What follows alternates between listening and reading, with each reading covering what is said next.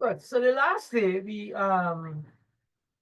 started to talk about angles and polygons and so on. I think we end up to the point where we were talking about polygons. And in particular, we spoke a lot about triangles. Triangles, right? And we talked about types of triangles, types TY, types of triangles. And we even covered the Pythagoras theorem. You remember this? Pythagoras Yes, theorem sir. that governs right angle Yeah, triangle. I wasn't clear much about that. You want what? You said? I weren't more clear about the Pythagoras theorem. You're going over back that today? All right. Maybe I can touch on a little more of it. All right, let me do that. Yeah, please. Do. Yeah. Let me just touch back on that if that's troubling you. Right? Oh, yeah. So I was telling you that Pythagoras theorem only applies to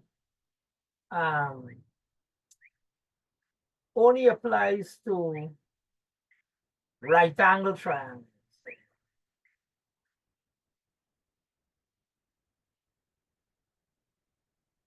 And I hope people are making notes and so, because I can't plant the idea in your head, right? You have to write down some notes and so. So when I say it only applies to a right angle triangle is a triangle with a 90-degree angle inside, right? And these other two angles inside will add up to another 90, because angles in a triangle add up to 180. So if this is alpha and that's beta, alpha plus beta would also be 90 degrees, right? And in all, alpha plus beta plus the 90 degree is going to be equal to 180 degrees, right? Because all triangles, the internal angles equal to 180. Good. Well, let's go to the Pythagoras theorem of itself.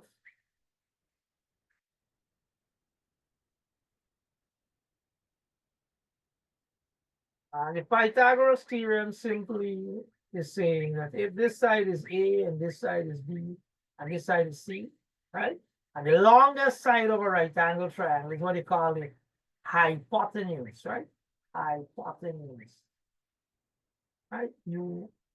Hypotenuse, USC, right? This is the N. Oh, let me spell it back. Okay.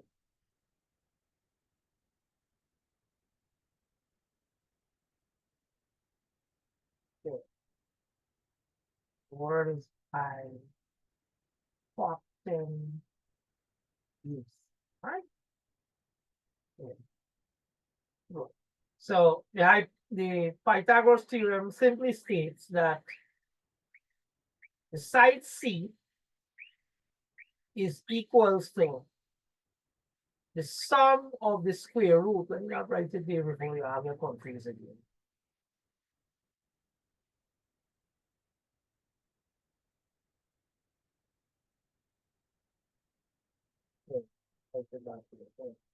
The side C is equals to the square root of A squared plus B squared.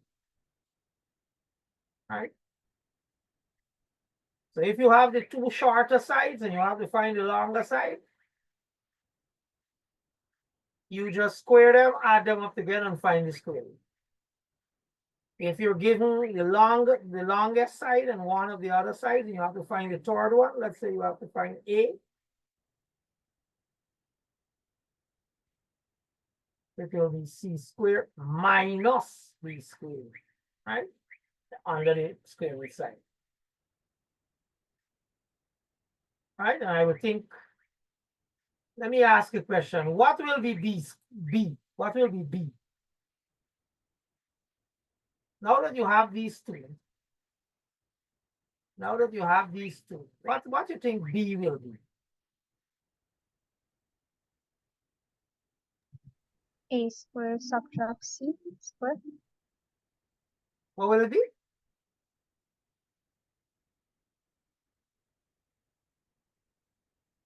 Huh?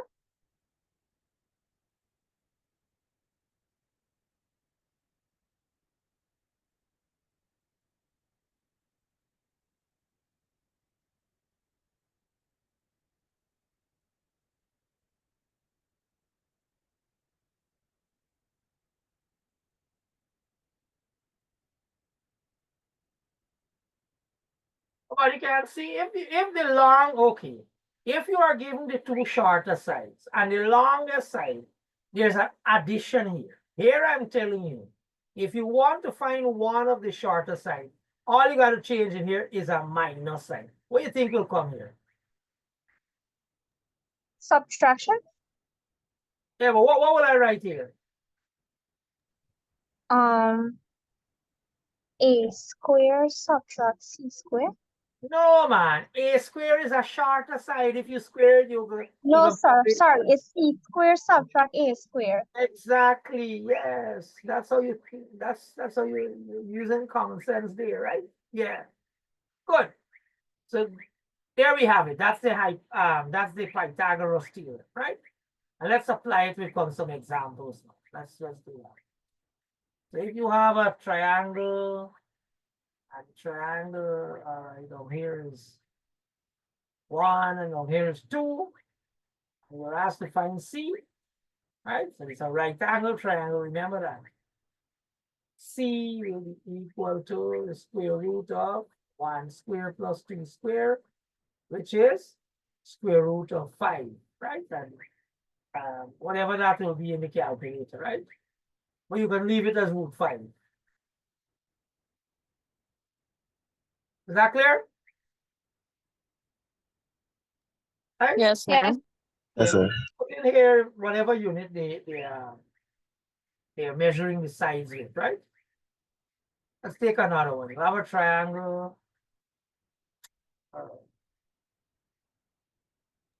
You have a triangle.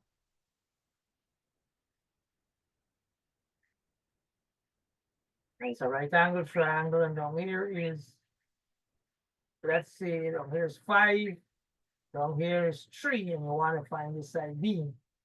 Well, B we said is equal to the square root of 5 square minus 3 square, which is the square root of 25 minus 9 is 16, equal to 4. Right? That's all to the Pythagoras theorem, nothing more. Nothing more. That's a very useful theorem in mathematics. Very, very useful. It won't be a -4. -4, how you get a length being negative? You can go to the sawmill and say, give me -4 length in wood. You can't have a negative length of a side of a triangle. It has to be positive. Where you get -4 from? A length can't be negative, right? Keep that in mind. But well, let's move on now. We'll talk a little more about polygons, right? Polygons.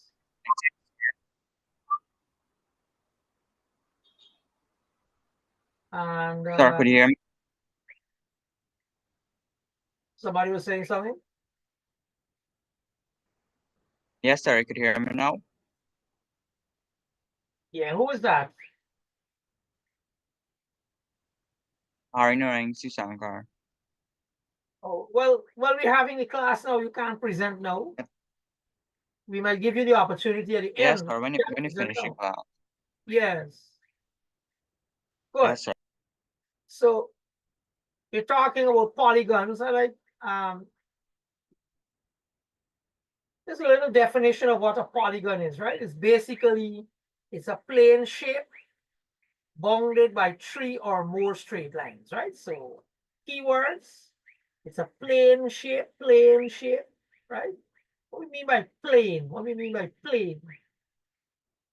Well, a plane is really a flat surface, no thickness, right? A flat surface, like this whiteboard is a plane.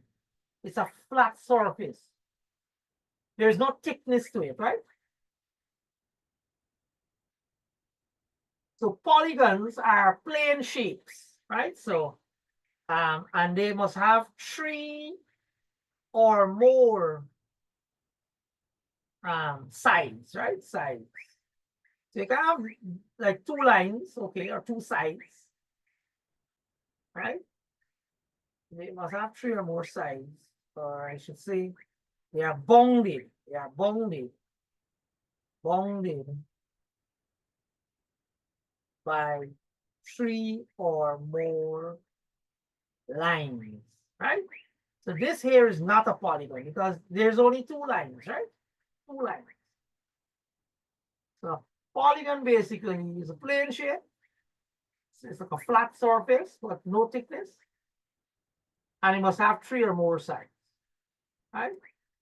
So like we talked so much about triangles, right? 1 side, 2 side, 2 sides, 3 sides, right? A closed figure, you can see it, right?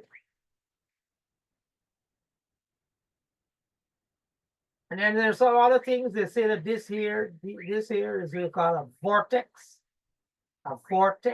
right? Where 2 lines meet on the polygon, you call it a vortex. The plural is vortices, right?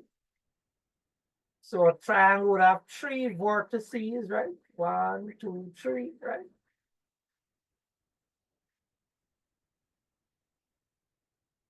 That shouldn't be hard, right? And of course, they have all kinds of polygons. There are those with 4 sides. So we call the ones with, well, we went through this a lot. These are triangles, right? And we talked about triangles so much last week. Equilateral triangle, isosceles triangle, scalene triangles, right? So you had an idea there. I'm going to send you some notes on last week and this week lecture, right? Along with the video. I'll take the 2 videos, paste them together, and send them to you, right? Put them up on YouTube or something for you to watch. Good. So let's go over to other polygons. So you have a whole family of polygons we call quadrilaterals. Quadrilaterals.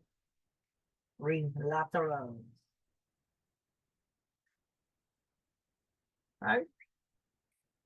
And what that means is that, well, quad means 4. It means 4 sides, right? Quadrilateral. So they have, okay, you know, plenty of quadrilaterals. Rectangles, 4 vortices it will have. It will also have 4 internal angles, right? 4 internal angles, right? There are lots of others. Well, you have Square this, side? huh? Yeah, we're just saying the square was 1, sir. Yes. So we talk about a rectangle, now we talk about a square. Okay. So I label them rectangle, square, right? 4 vortices, 4 internal angles, right? And you can see that on a rectangle, the 4 angles are really right angles, right? Same is true for the square. And you're seeing something here that the internal angles add up. Internal angles, internal angle inside there, what that means. Internal angles of quadrilaterals, sum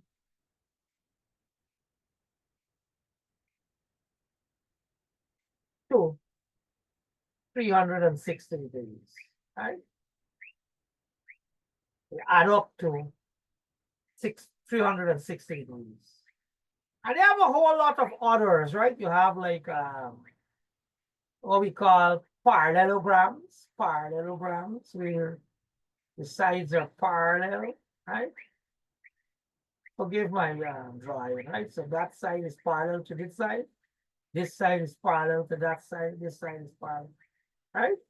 And in this case, the angles are not all 90 degrees, right? This side, this angle is equal to that angle, the opposite angle. Here, this one will be equal to this one, right? But they're not 90 degrees, right? Of course, all squares are parallelograms, right? All rectangles are parallelograms, but not all parallelograms are squares or rectangles. Keep those things in mind. You should figure that out by now. Then there's another famous one. So this is a parallelogram.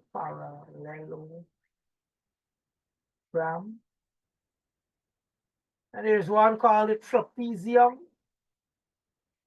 The trapezium, right?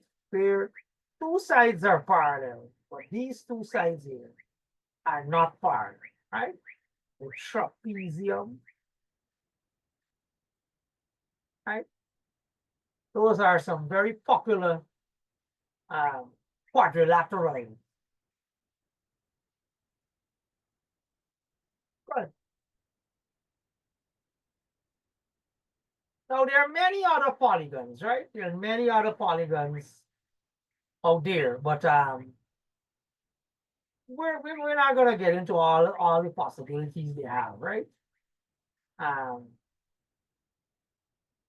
Just keep that in mind that beyond quadrilaterals, we have a lot of other types of polygons. Are we gonna stop at quadrilaterals, right?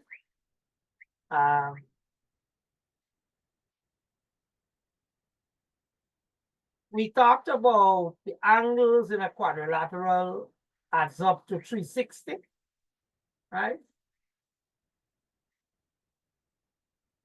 I'm looking for some other properties. Give me a second.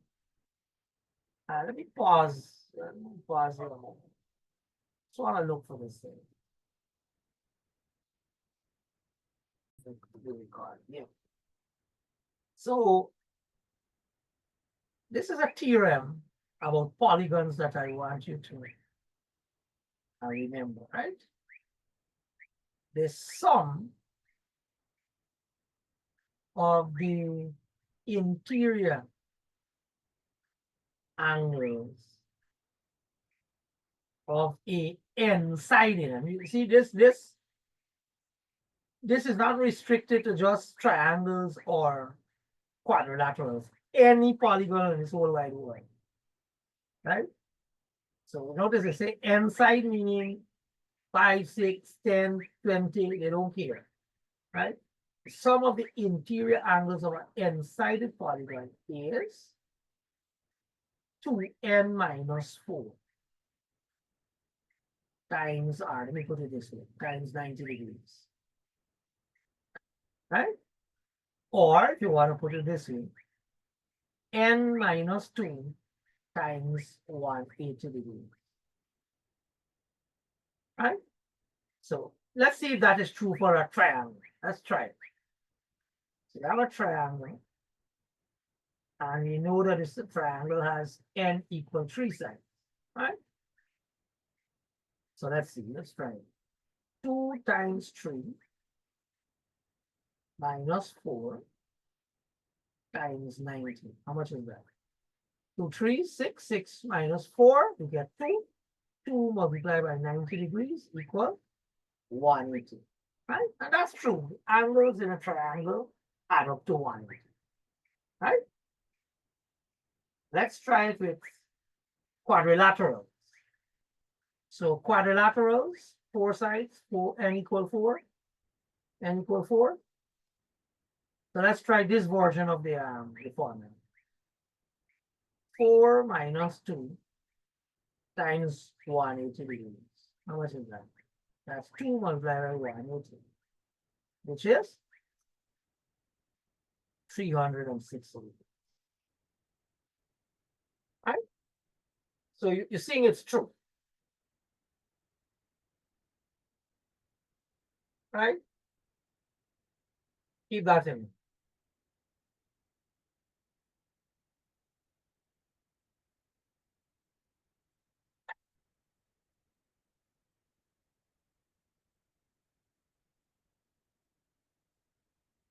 You follow me so far? Yes, sir. So this is about the last thing we'll do here.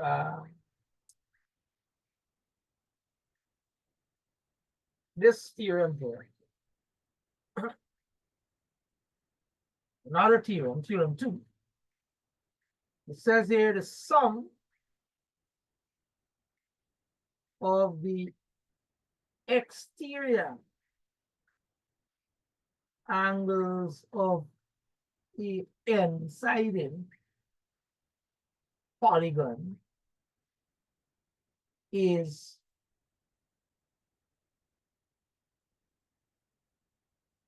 360 degrees. Right? So what do they mean when they talk about the exterior angles of a triangle? Right? So let's talk about let's say a triangle, right? Let me use a triangle.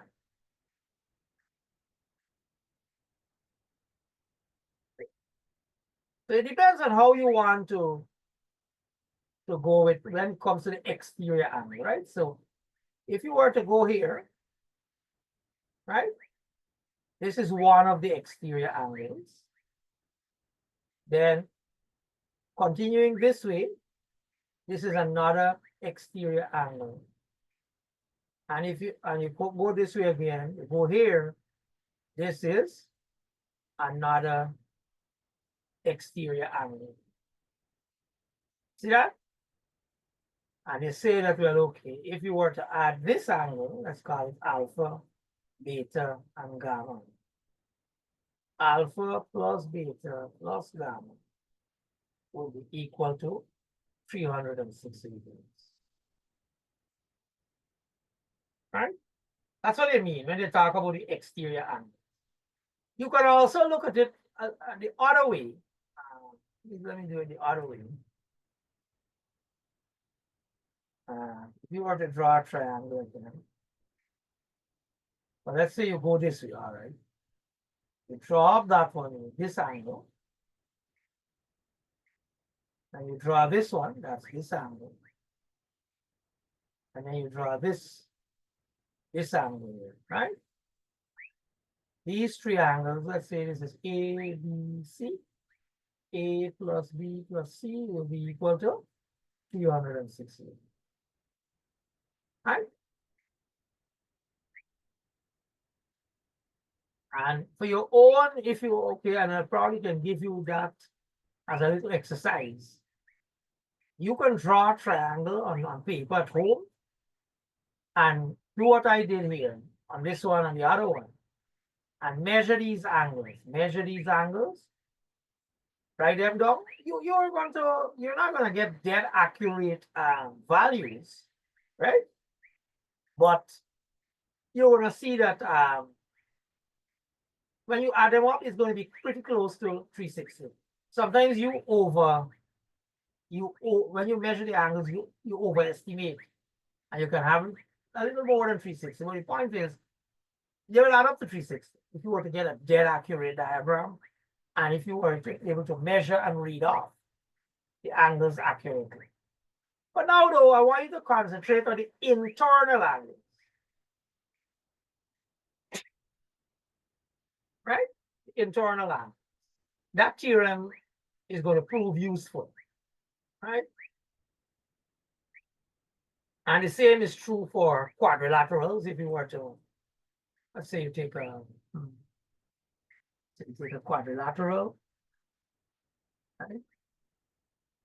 And again, you were to go like, all right, this one might be easier. Why? You go like this is 90, all right. This is another 90. That's another 90. That's another 90. And 490, 4 times the 90 will give you 360 degrees. Right? Don't confuse that, right? When you speak of external angles, don't confuse that with this. Like, okay, you have a quadrilateral, and you think that the external angle is this whole angle here, and this whole angle here, and that whole angle here, and that whole angle here. No, no, that's not what it is, right? That's not what it is, right? That's not what it is. But yeah, so that kind of sums up a lot about polygons and so. What we talk about a little bit is area, right? It will be kind of at least I'll touch on the area of triangles, maybe trapezium, rectangles, and so those might be easier, right? Because once we get into maybe the parallelogram and certain triangles, we may not be able to do it because it involves what we call the sine and cosine ratios and so, so I don't want to get into that. So let's talk a little about the area of a triangle. Here, I think we're going to see something simple. I think there's a part. There is a part of your course outline that deals with this. I wonder if I'm running ahead here. Give me 1 second.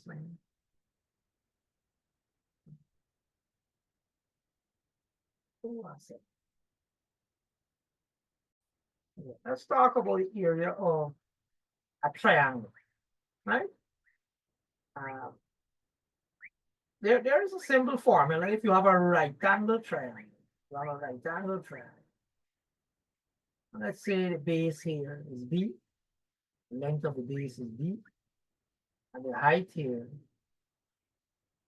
is H. The area of the triangle is equal to half the base by the height, right? Half base multiplied by the height.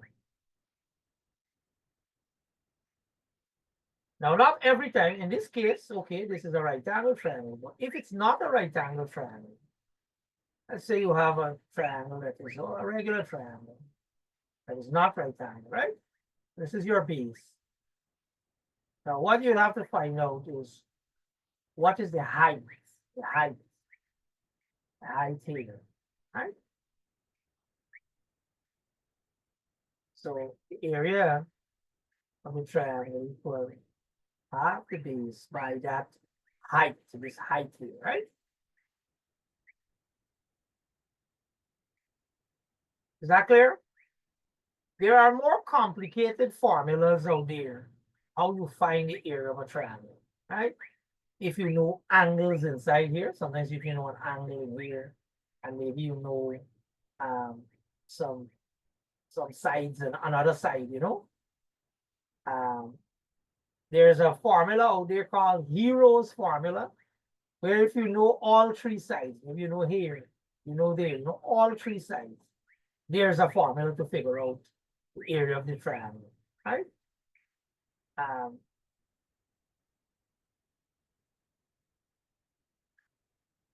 Yeah. So let's move to a rectangle now. Let's say you're dealing with a rectangle, right? And a rectangle, length by the width. So the area is simply length by width, right? Very simple, very simple.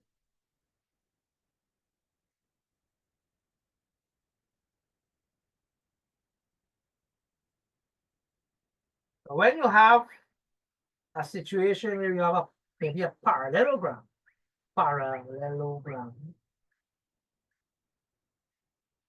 so things get a little, it's like two triangles joining up, right?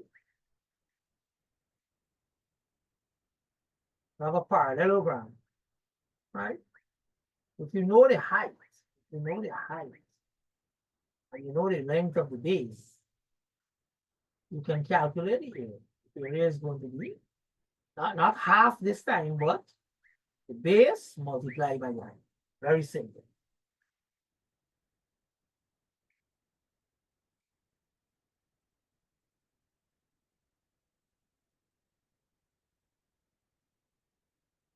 Is that clear?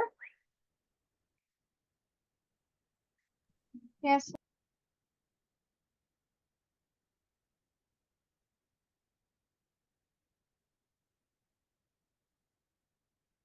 And you take class the trapezium.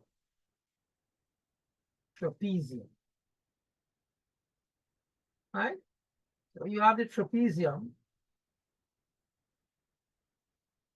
I know my drawing is my best. Yeah. If you know this side, A, B, and you know the height,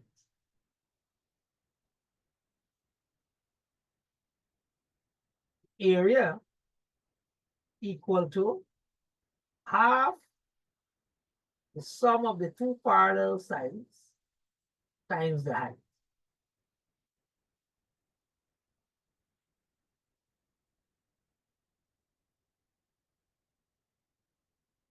Get that? So let's try some examples here, right? Simple examples. So you have a triangle, okay. And down here is, let's say this is 3 and that's 4, and somebody asks you, oh, and it's a right angle triangle. The area is going to be what they say? Half the base, which is 3 by 4, which is 6 units, right? And it's squared or squared units, right? Or squared units, squared units. If it is not, tell me if you're following, right? Yes, sir. Yes, sir. Yeah. If it's not a right angle triangle, and maybe let's just say, right? You have an isosceles triangle. Let's just say that, right? So this side is equals to this side. Let's say this is 3, that's 3.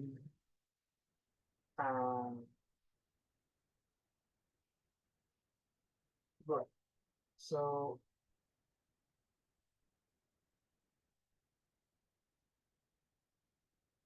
let's say this is 4. Can you find the area of something like this?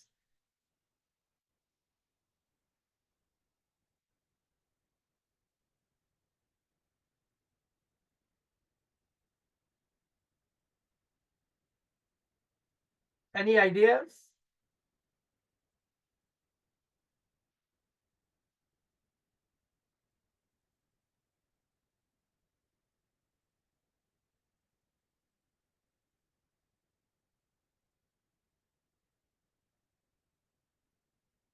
All right, let me help you. So we don't know the height. We don't know. We have a nice base value here, but this is not the height. That's not the height. But we can find the height because watch. That's on it. If I were to come down here, right? Now, oh, I think this is a bad isosceles triangle. When you have an isosceles triangle, let me draw it back. Let me draw it back. Let me draw it back. So an isosceles triangle is supposed to be looking like, right?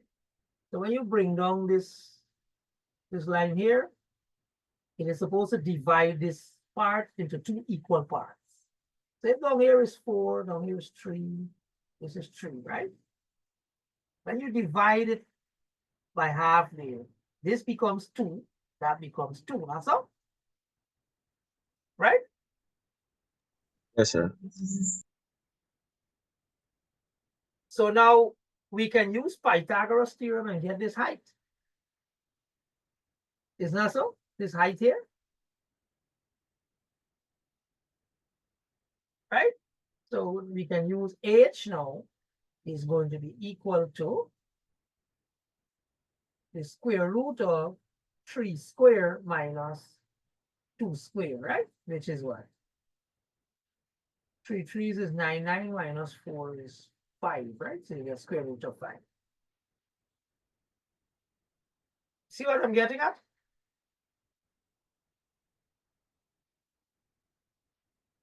This is a right angle triangle. This one, right? And this one too. So we can get the height using, and you see how Pythagoras theorem comes back now and become useful. So we just found h there, right? Now we can use our formula. Area equal to half times 4 times square root of 5, right? And that will be half of 4 is 2, 2 root 5, right? You can leave it like that. But if you want to multiply out, that's your problem, your choice. Find the square root of 5 and multiply by 2. But you can leave it as 2 root 5. Excuse me, sir. Yeah. Before you move forward, so when you found the height, right? You don't square root of 5, you leave it as that. Yeah, why introduce decimals into the problem? You can do that. You can write it as a decimal, right? If you like, some people like their work looking messy, you know. Yeah, no problem. You can do that. Oh, I'm just asking because I see you No, leave it as yeah, you can do that if you want. You can somebody do it. Somebody write it. Write it as 12 to 5 is how much? Can you give us 1 decimal please or 2 decimal please? Or...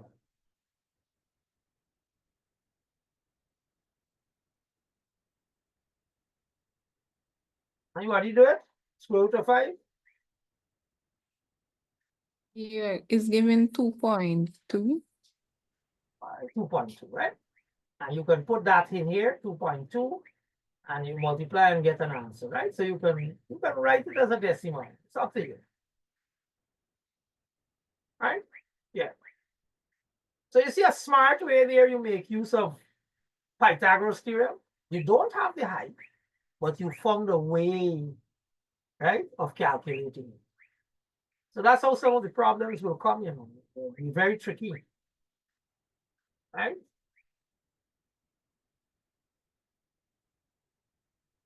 Let's take another one. Maybe, well, rectangles and so are simple. I wouldn't go with that. I'd probably go with a trapezium, right?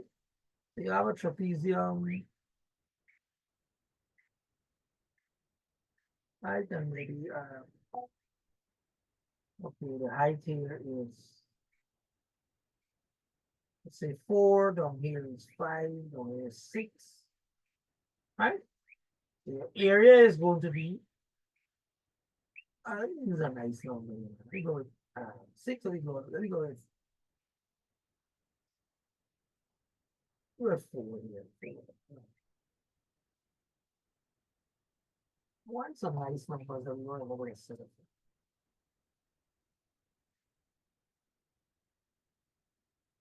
We go with 6 here, 6 here, and then 8 here, right? So you get half the sum of the 2 parallel sides, which is 6 and 8, times 4, right? You'll get what? 6 and 8 is 14, 14 by half is 7, 7 by 4, 28, right? So the area is going to be 28 squared units.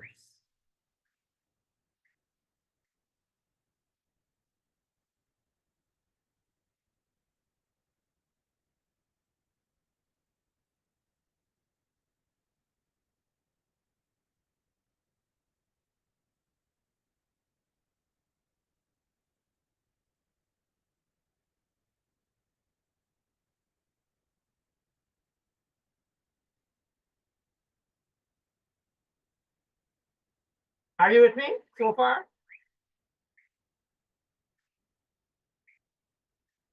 Yes, sir. Let's do a tricky one. Let's do a tricky one. Say you have a trapezium, right? And you're not given the height, but you're given that okay. Let's say down here is let's go at 6, let's go maybe 10 here, right? And they say that from here, okay, from here to here,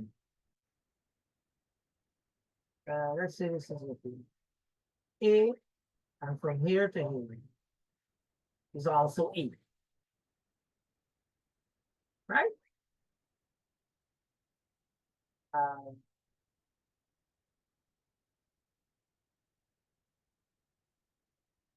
and let's say they give you this side. I just give you this as, let's say 4, right? And down here 4. Now, how do you think we can go about finding this area?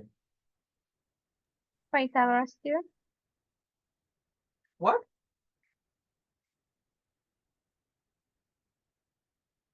I didn't hear that.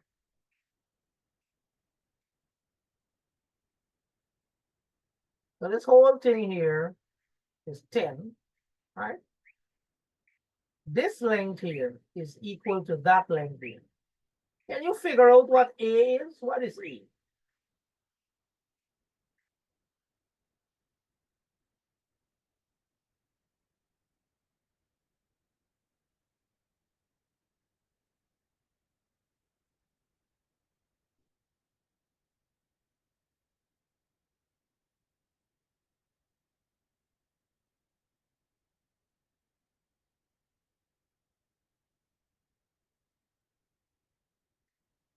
Hmm?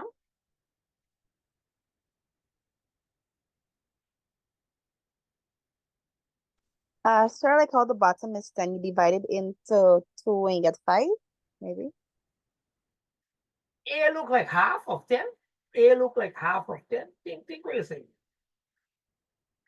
Watch the thing going. Here is where I'm testing your spatial intelligence, your ability to watch a shape and make correct judgments.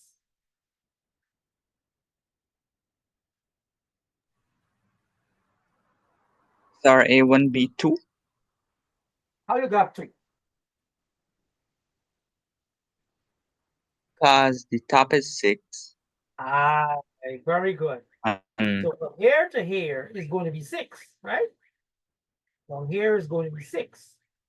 So if this is equal to this, well, then they have to share the four units that are left. So A is 2. So now that you know A is 2, you know A equal 2, you can now find this height, right?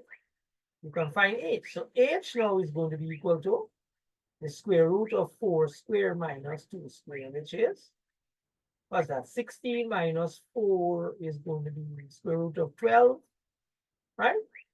Somebody says they want to convert that to decimal. Convert it for me.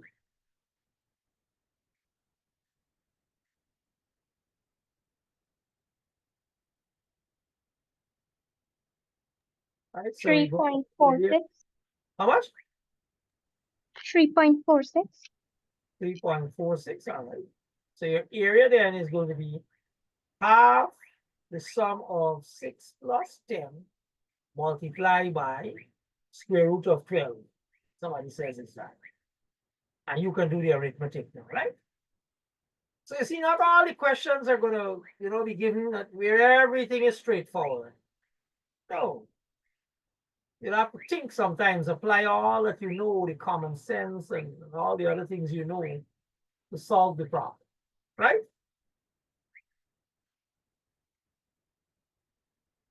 Would you agree that's a tricky one?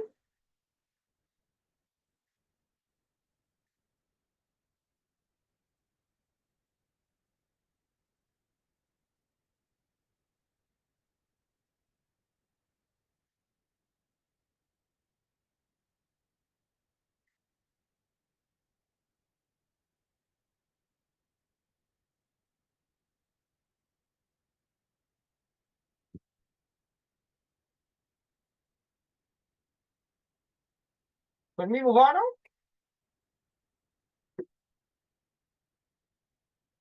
Good. So we talked a lot there about all these areas and so, right? So remember, I can trick you, you know, when I do this in the test. I'm going to give you a little assignment, a presentation assignment too, that you're going to do some of these next week, right? Look out for that assignment before now on Friday. Next week, Monday, you're presenting again. The last thing we'll talk about, right? I think I said the last couple of times. I no doubt you all probably, I'll probably say how much last demand mean, right? I want to talk a little about the circle, the circle, the circle, right? This is an I, C-I-R-C-A, right? Circle.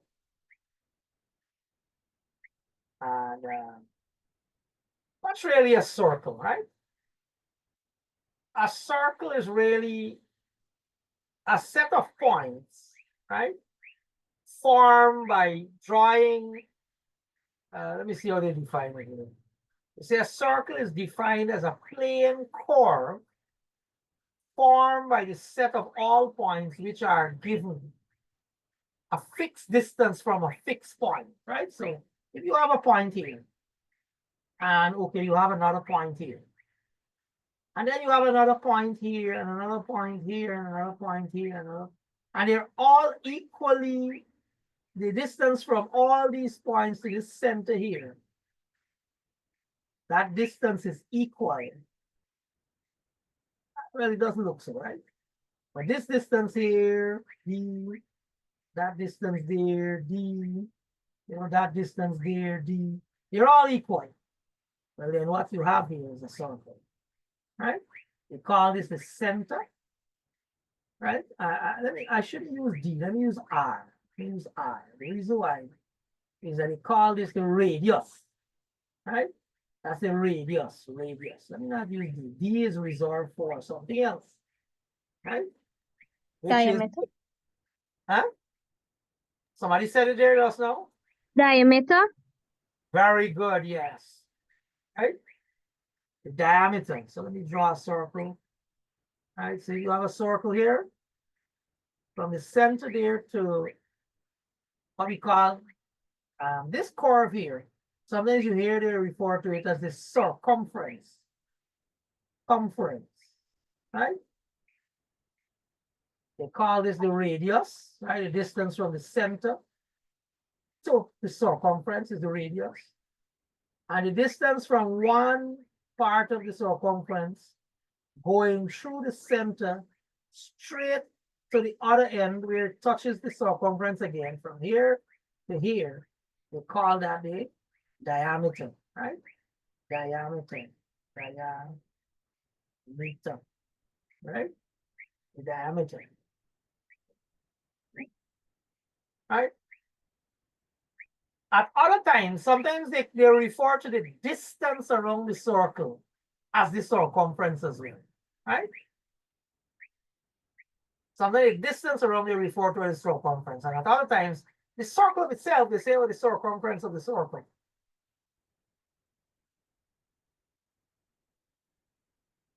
If you're dealing with a piece of the circle, maybe from, let's say from here to here, right? This piece here, we call this an arc of the circle, a little piece, right? I'm overdoing this diagram. Let me give you another diagram. So you have this, and have a circle. If you were to draw a line from here to here, right? This is called a chord. Segment. A chord, right? So that line is called a chord. This part here is called a segment. Segment. This piece here, it's called a segment. So the chord cuts off a segment. This is also a segment. This one is called the minor segment. This one is called a major segment. The reason for the name is very clear, right? Minor mean the smaller one, major mean the bigger one. Right? Similarly, just now I talked about the arc. Okay. So if you have an arc from here to here, this is called a minor arc, minor arc. And this is called, this from here to here, we'll call it major arc, right? Major arc.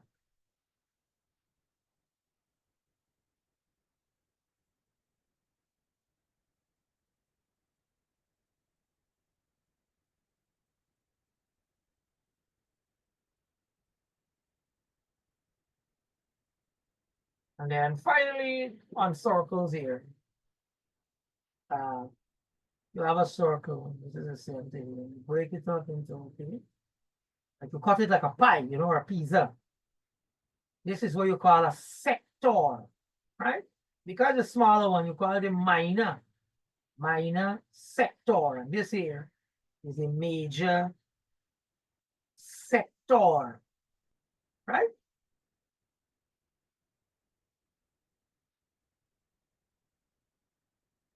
Clear? Yes, sir. Yes, sir.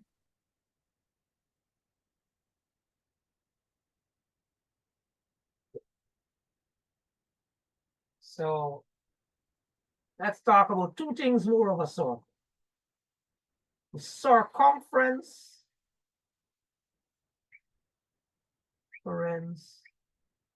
of the circle, right? It's given by this formula. 2 pi r, or pi times the diameter, right? What's this pi about? What they found out, right? And this they found out from ancient times. They found it out from ancient times that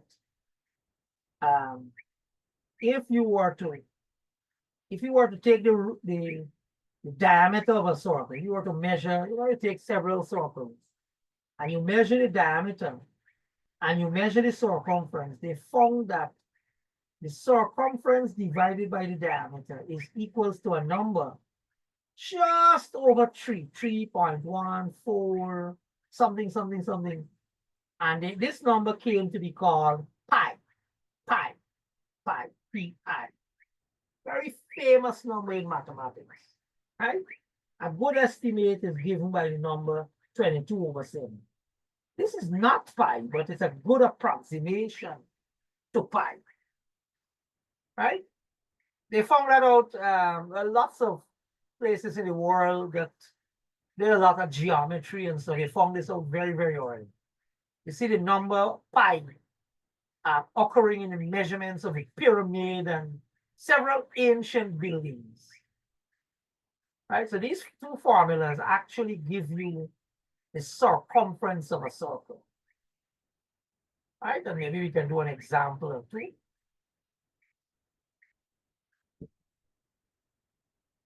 So let's say you have a circle.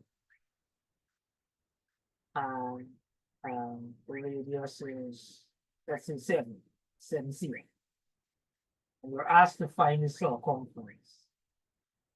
Right? So the circumference is going to be equal to 2 times 5 times the radius, right? We said that 2 pi r.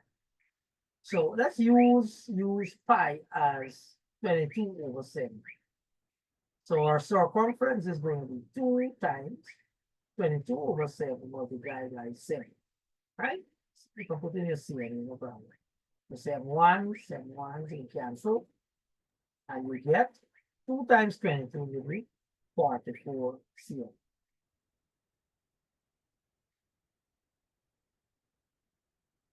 Simple enough.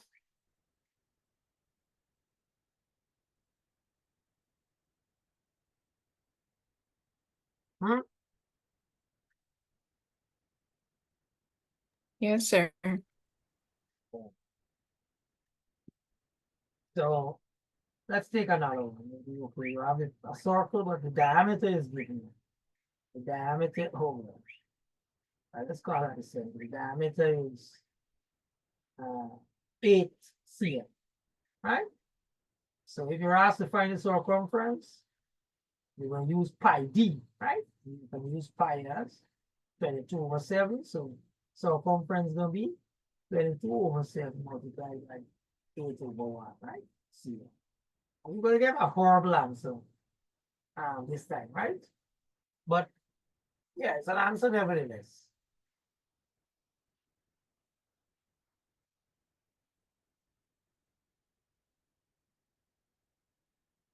Follow that one? Anybody calculating for me? 22/7 multiplied by 8, how much is it? Excuse me, sir. How much? I have a question. So why in this case we use 22/7 instead of the 3.14? They're all approximation to pi. I just give you this, yeah. At other times, Okay. I can give you 3.14, yeah.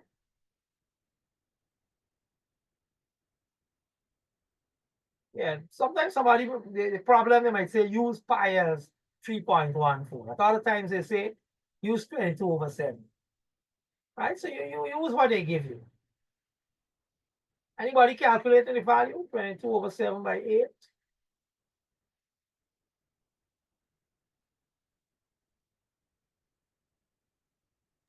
$176. How much? You're getting point. 176. Oh man, 22/7 Point. 3 by 8 is gonna be somewhere around 25 or something. 25.14. 25.14, you say? Oh, I So thought you- you asked 22 by 8, sir. I got 25.142. Yeah, something like that, right? Yeah. Roughly 25 cm. Yeah. At other times, you could be asked this. Let me get a little more complicated now. Before I ask you this question, I'll tell you a little fact. In a circle, right? The angle. Let me go from here to here. This angle, when you go right around here, is equal to 360 degrees. Right? The angle in a circle is 360 degrees. Right? The whole circle. So what can happen now? You can have a situation like this where, okay, you have a circle and they say, look, find the length of this arc here. And if I give you a bit of information where there's some angle in the center here, right? So from here to here is some angle theta. And you want to find L.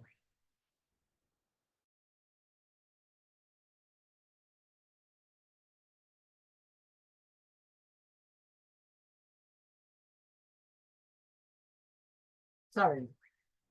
2 pi r times theta over 360. Right? 2 pi r times theta over 360.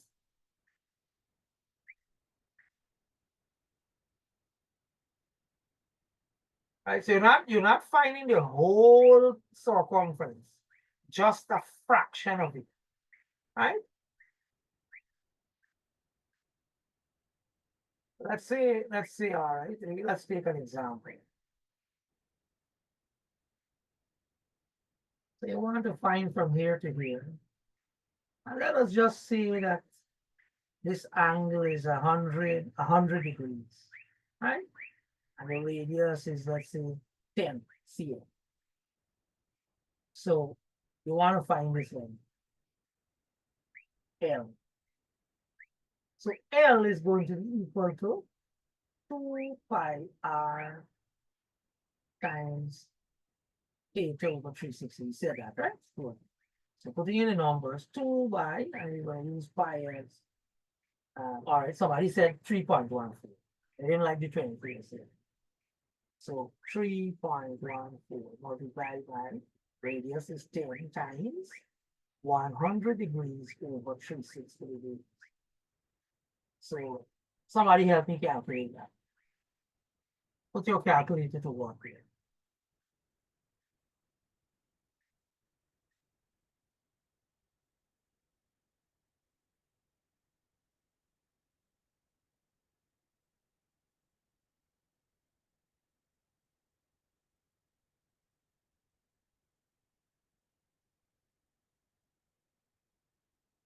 Seventeen point four four four. How much? 17.44. 15, you're saying? Sorry, 17. 4 p.m., right? Hope you did it right. 2 multiplied by 3.14 times 10 times 100, all divided by 360, right?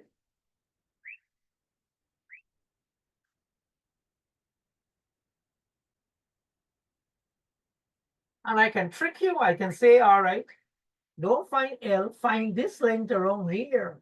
I can do that. How you tell me how you will do that if I ask you something.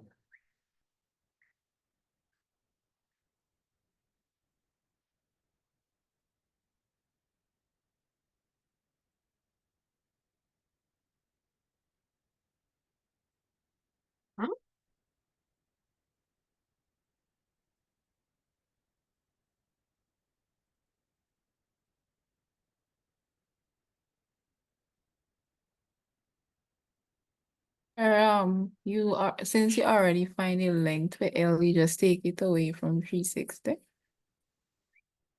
Why are you taking it away from 360? Is 360 the length of the whole circumference?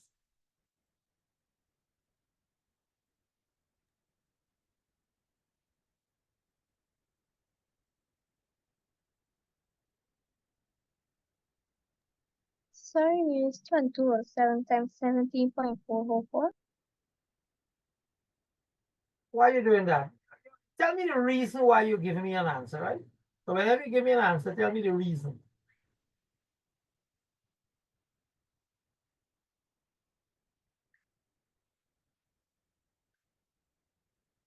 All right, here what? Think about that, right? Make a note and think about it. I can't give you all the answers or else your brain isn't going to develop, right? Good. So now we're going to go to, and I promise you this is going to be the last thing. The area of a circle. Area of circle, right? So you have a circle and the radius is r. The area of a circle is equals to pi r squared. Simple as that. Famous formula for area of a circle. And you probably saw this probably what, second form or fourth form if you went to high school, right? So an example, you have a circle. Let's say the radius is 7 cm, right?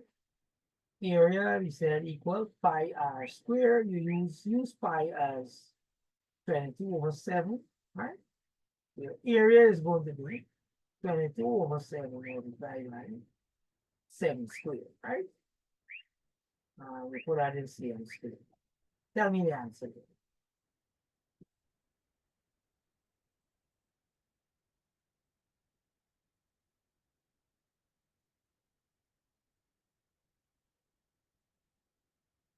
154. 154, you say? All right. Let me see. 49 by 3. 7 squared is 49. 154, you sure? 154 cm, exact. Cm squared. Summary. Easy?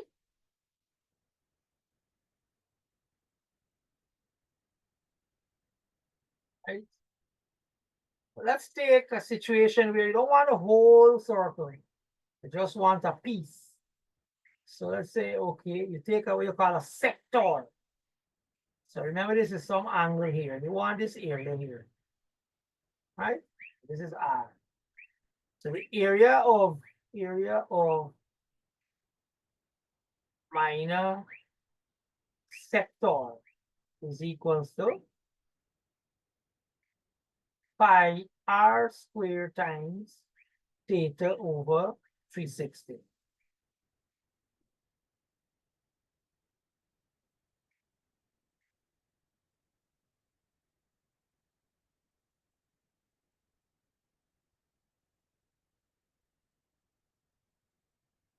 Follow that?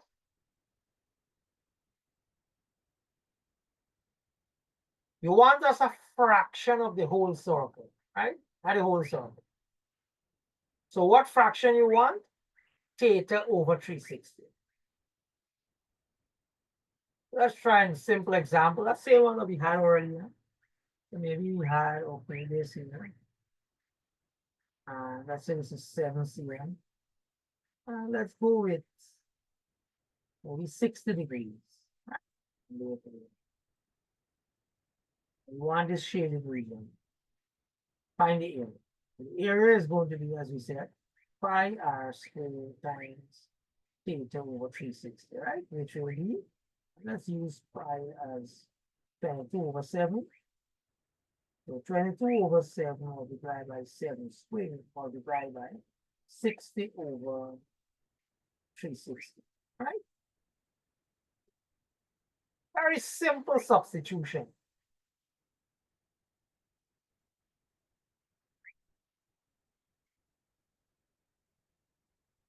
Somebody working it out, right?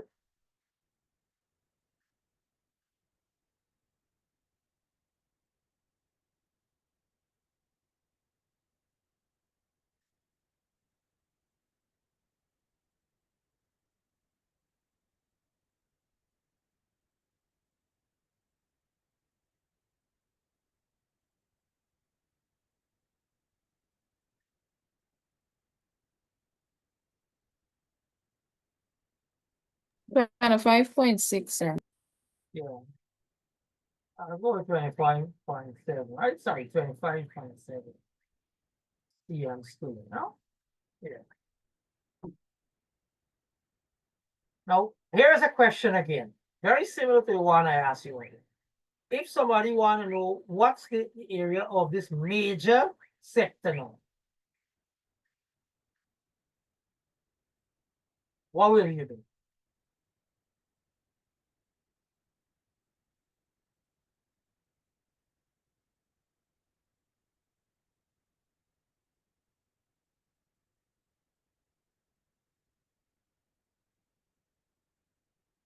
Again, I wouldn't answer that. I'd leave you to think, right? I want you to use your brain. Sir, if I can attempt again, Yeah, well, let we put 22 over 7 times 7 squared times 25.7 over 360. that formula makes sense. Let's see. She's saying this. Call out what you said just now. You put in back everything, what where the 60 is. No, but that doesn't seem to help. I don't know. I agree with that part, putting back everything, but where the 6 is, what should you put in? The 25.7. No. This is an angle. You have to have an angle here. What angle do you put here?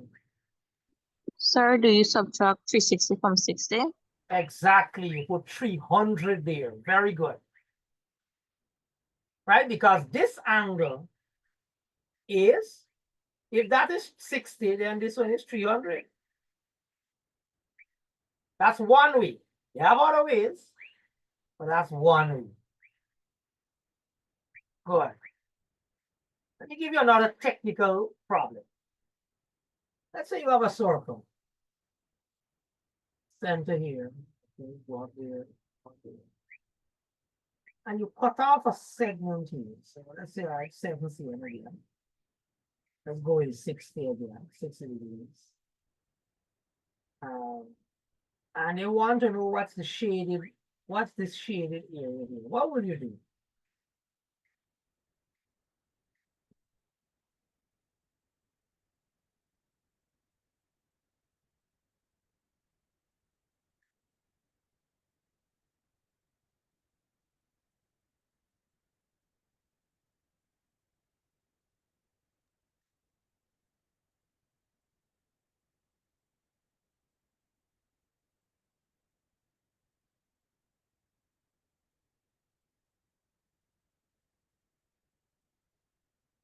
Oh.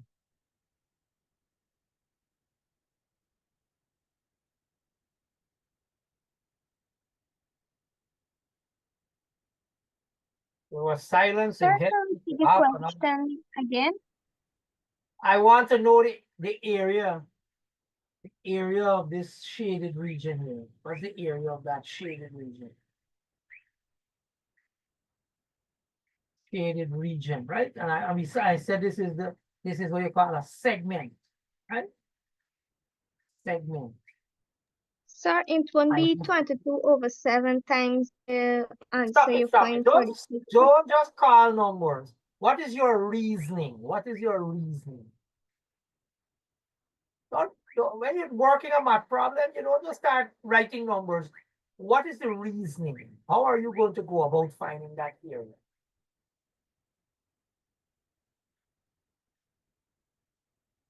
What's your reasoning?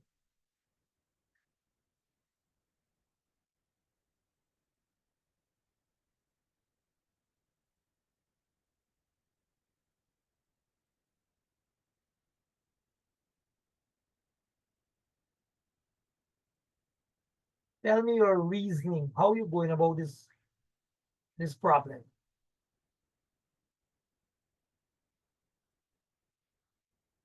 And all of it we did this afternoon. It's just that you all are not putting it together yet. So here what? And here is where we're going to end the class. As in, this. In that I leave you to think about it. Tell me how you can find that shaded area. As a matter of fact, I might give somebody it in the tutorial next week. So start thinking. Right? I equip you with everything. I equipped you with everything already. Right? But you just need to think about it.